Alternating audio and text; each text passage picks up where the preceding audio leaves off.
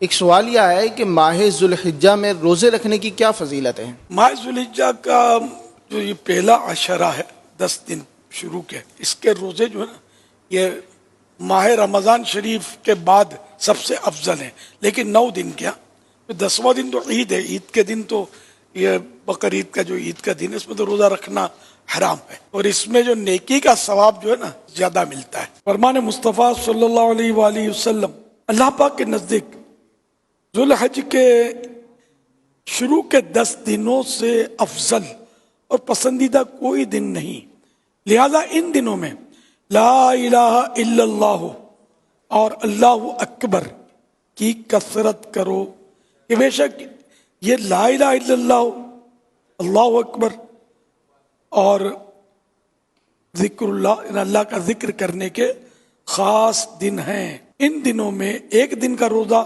1 سال کے روزوں کے برابر ہے، اور ان دنوں میں اعمال کا ثواب 700 گنا بڑھا دیا جاتا ہے۔ تو ان دنوں پڑھنا ہے لا الہ الا اللہ، اللہ اکبر، ہے نا، یہ زیادہ پڑھنا اور اللہ کا ذکر زیادہ کرنا ہے ان 10 دنوں میں، جیسا کہ فرمان مصطفیٰ صلی اللہ علیہ وسلم ہے، ان 10 دنوں سے زیادہ کسی دن کا نیک عمل اللہ کو محبوب یعنی پیارا نہیں۔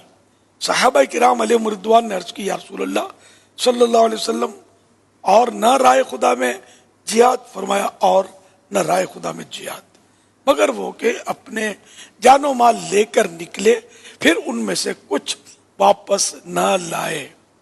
یعنی ان 10 دنوں میں صرف وہ مجاہد افضل ہوگا جو جان و مال قربان کرنے میں کامیاب ہو گیا۔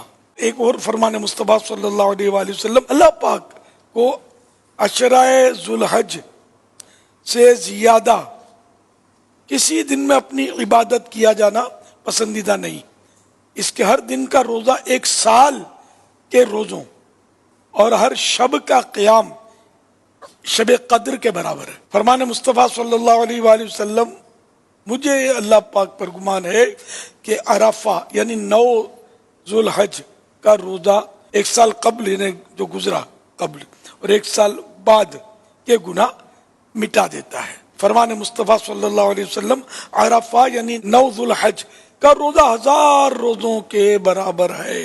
مسئلہ، مگر عرفات میں حاجی کو عرفے کا روزہ رکھنا مکروہ ہے۔ پھر حدیث پاک بیان کی گئی کہ حضرت سیدنا ابو ہریرہ رضی اللہ عنہ فرماتے ہیں، سرور کائنات صلی اللہ علیہ وسلم نے عرفے کے دن یعنی 9 ذوالحج کے روز حاجی کو عرفات میں روزہ رکھنے سے منع فرمایا۔ اللہ پاک ہم سب کو یہ سعادت بخشے اور اچھی نیت کے ساتھ اپنی رضا کے سائے میں یہ عبادت کرنے کی توفیق دے۔